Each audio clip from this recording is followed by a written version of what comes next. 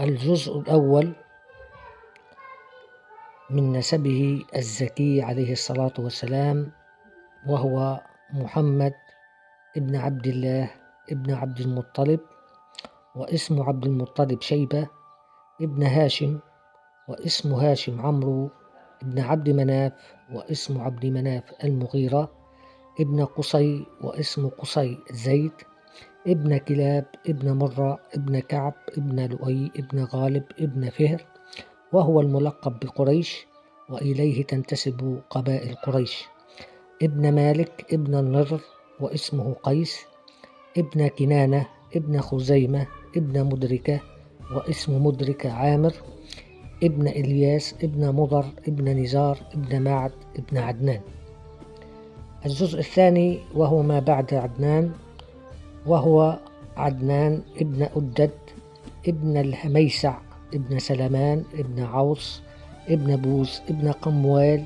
ابن أبي ابن عوام ابن ناشد ابن حزة ابن بلداس ابن يدلاب ابن طابخ ابن جاحم ابن ناحش ابن ماخي ابن عيظ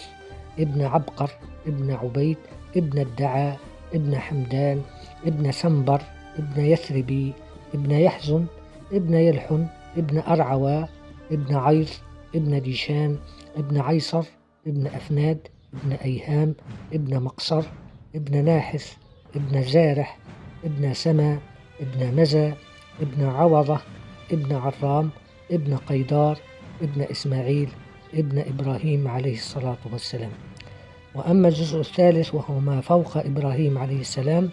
وهو إبراهيم ابن تارح واسمه آزر ابن ناحور ابن ساروع أو صاروغ ابن راعو ابن فالخ ابن عابر ابن شالخ ابن أرفخشت ابن سام ابن نوح ابن لامك ابن متوشلخ ابن أخنوخ وهو إدريس ابن يرد ابن مهليل ابن قينان ابن أنوش ابن شيث ابن آدم عليه السلام.